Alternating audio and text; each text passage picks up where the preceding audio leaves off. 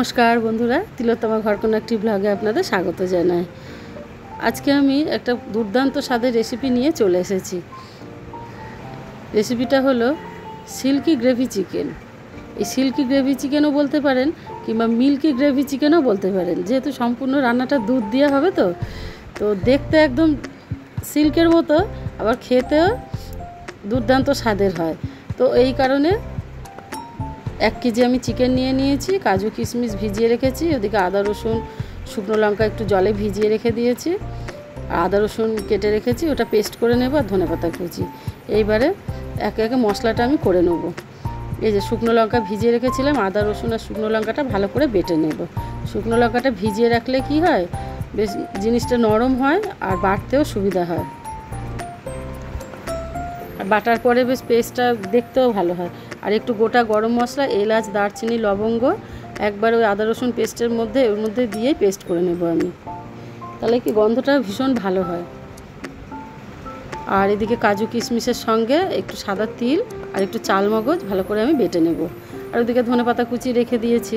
একদম ঘরে থাকা সাধারণ উপকরণ দিয়ে এই চিকেনটা হবে। এই মিল্কি চিকেন বা সিল্কি চিকেনটা এত ভালো খেতে হয়, মানে বাড়িতে লোকজন আসলে এরকম একটা রান্না করবেন তো প্রশংসা পাবেনই। আর নিজেরাও করে খাবেন, লুচি, পরোটা, নান সবের সঙ্গেই যায়, ফ্রাইড রাইস, হ্যাঁ সবের সঙ্গে, পোলাও। এই চিকেনটা ভালো লাগে খেতে। ব্যাস কড়াইয়ের মধ্যে সাদা তেল দিয়ে দিয়েছি, আর 1 চামচ ঘি দিলাম, দিয়ে একটু গোটা গরম মশলা আমি ফোড়ন দিয়ে দেব। বাচ্চারা ভীষণ খেতে ভালোবাসে এই চিকেনটা, একটু ঝালটা কম দিয়ে করবেন, তো বাচ্চারা ভীষণ ভালোবাসবে খেতে। এছাড়া বড়রাও এটা এত অপূর্ব স্বাদের হয় যে সবাই পছন্দ করবে। যারা চিকেন প্রেমী, যারা চিকেন খেতে ভালোবাসে, সাধারণত এটা ভীষণ পছন্দ করবে তারা। অনেক সময় ওই চিকেনের বিভিন্ন ধরনের রেসিপি খেয়ে খেয়ে কি আমাদের আর ভালো লাগে না, তো এরকম একটা চিকেন রান্না করতে পারেন, ভালো হয়। পেঁয়াজটা ভালো করে ভেজে নিলাম, লাল লাল করে নিয়ে মশলাটা আমি দিয়ে দিলাম। যে মশলাটা বেটে রেখেছিলাম, আদা রসুন আর শুকনো লঙ্কা, সেটা ভালো করে যতক্ষণ না তেল ছাড়বে ততক্ষণ মশলাটা আমি লাল লাল করে ভেজে নেব। এবার ব্যালেন্সের জন্য, টেস্টের ব্যালেন্সের জন্য একটুখানি চিনি দিলাম, আর একটু স্বাদ মতো নুন দিয়ে মশলাটা আমি ভালো করে সুন্দর করে কষিয়ে নেব, তেল ছাড়া অবধি। দুর্দান্ত স্বাদের এই রেসিপিটা একবার হলেও বাড়িতে রান্না করে দেখবেন, ভীষণ সুন্দর খেতে হয়। বিশেষ করে রাতের দিকে ঝটপট করে একটু রান্না করতে ইচ্ছা করলে, যে চিকেন রয়েছে ঘরে, এরকম একটা রান্না করলে না মানে পুরো জমে যাবে রাত্রেবেলার।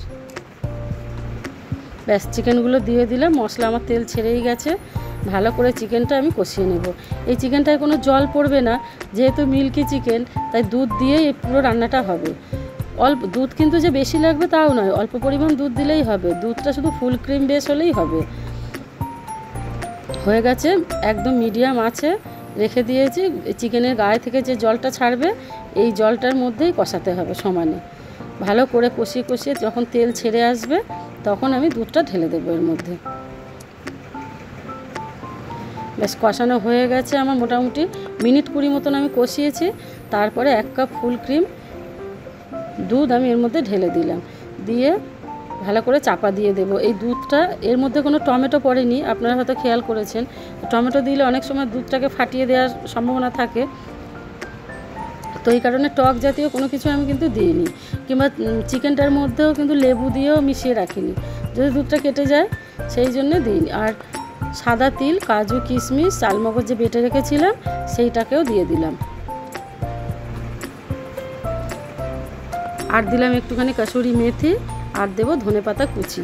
ভালো করে দিয়ে আর চাপা দিয়ে মোটামুটি 20 মিনিট মতো রেখে দিলে, একদম লো ফ্লেমে, একটু ফ্রেশ ক্রিম দিয়ে দিলাম, লো ফ্লেমে রেখে দিলে কী হবে, এটা নিজে থেকেই রান্না হয়ে থাকবে এবং চিকেনটা খুব সুন্দরভাবে সিদ্ধও হয়ে যাবে।